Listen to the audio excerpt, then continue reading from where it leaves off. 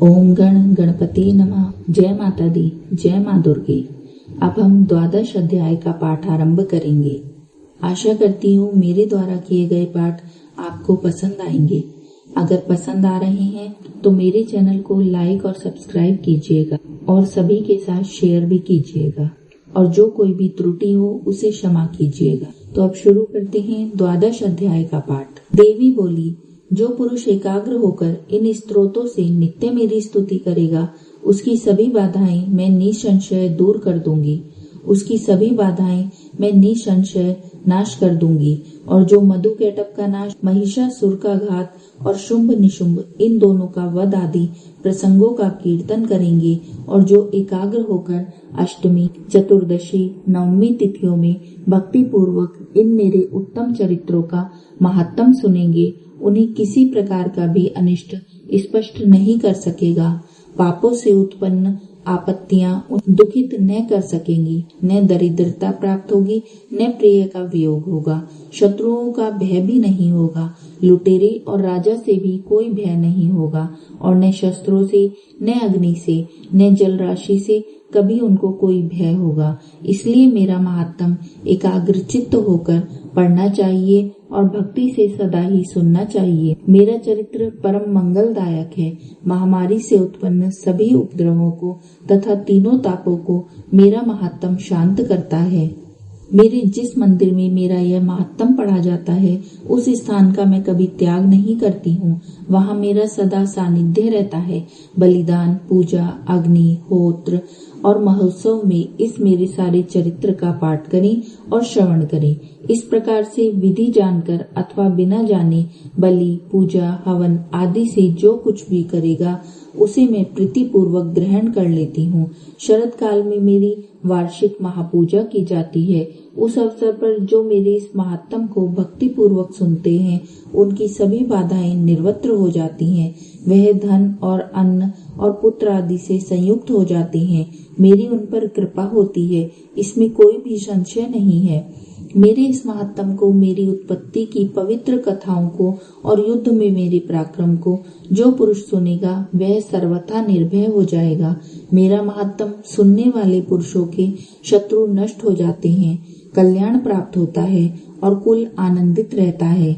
सभी शांति कर्मों में बुरे स्वप्न देखने पर, ग्रहों की दारुण पीड़ा होने पर मेरा महात्म श्रवण करें, उसके सभी उपद्रव शांत हो जाते हैं। ग्रहों की दारुण पीड़ाएं निर्वत्र हो जाती हैं। मनुष्य का देखा हुआ बुरा स्वप्न भी सुख स्वप्न में बदल जाता है। बाल ग्रहों द्वारा पीड़ित बालकों के लिए यह शांतिदायक है। मनुष्यों में फूट हो जाने पर मेरा यह महात्म मित्रता कराने में परम उत्तम है। सभी दुराचारियों के बल को भली भांति नाश कर देता है। पढ़ने से ही राक्षस, भूत, पिशाच आदि इनका नाश हो जाता है, और मेरा यह सारा वृतांत मेरी सन्निधि प्राप्त कराता है।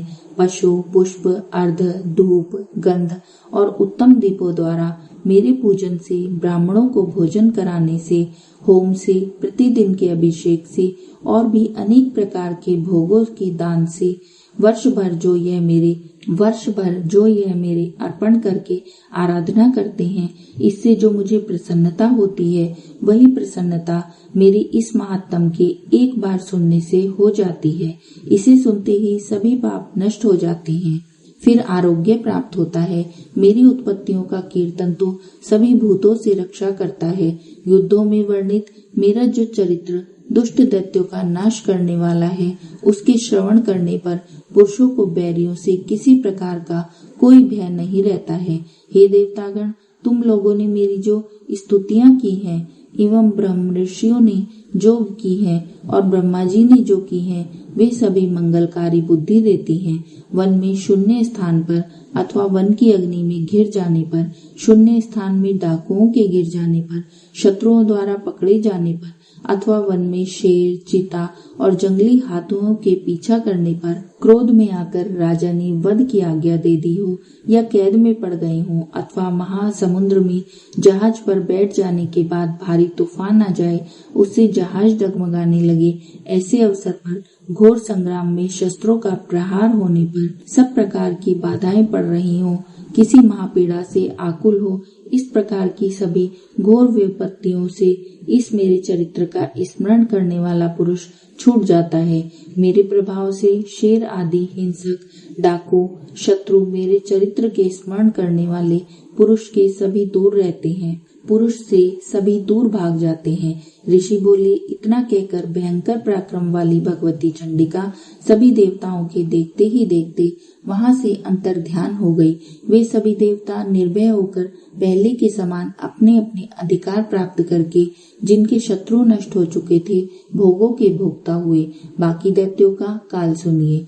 जबकि देव शत्रु शुंभ युद्ध में मारा गया, जो शुंभ जगत के विध्वंस पर तुला हुआ था, अतुल पराक्रमी भयंकर दैत्य था, उसके मारे जाने पर और फिर पराक्रमी निशुंभ के भी मारे जाने पर बाकी के बचे हुए देवता पाताल में भाग गए। हे राजन, इसी प्रकार भगवती जगदम्बिका नित्य स्वरूपा देवी पुनः पुनः प्रकट होकर जगत की रक्षा करती हैं। यह देवी जी विश्व का मोहन करती हैं, वही जगत को पैदा करती हैं, उसी के आगे प्रार्थना करने पर संतुष्ट हो जाती हैं, फिर विज्ञान और रिद्धि प्रदान करती हैं। हे राजन, उसी ने ही सारे ब्रह्मांड को व्याप्त कर रखा है। प्रलय काल में महामारी के स्वरूप में यही देवी ब्रह्मांड भर में व्याप्त हो जाती हैं, वही समय समय में महामारी हो जाती हैं। अजन्मा होते हुए भी वह सृष्टि स्वरूपा हो जाती हैं। वही सनातनी देवी समय समय पर प्राणियों की स्थिति करती हैं। मनुष्यों की उन्नति के समय में वही देवी घर घर में वृद्धिदायिनी लक्ष्मी रूपा हो जाती हैं, फिर अभाव के समय में विनाश के लिए अलक्ष्मी बन जाती हैं। पुष्प, धूप, गंध आदि सामग्रियों से पूजी हुई, फिर स्तुति करने पर यही देवी धन, पुत्र, धर्म की गति, शुभ गति आदि प्रदान करती है। अतः अब ये 12 अध्याय समाप्त होता है। बोलो जयकारा शेरावाली का। बोल साचे दरबार की जय।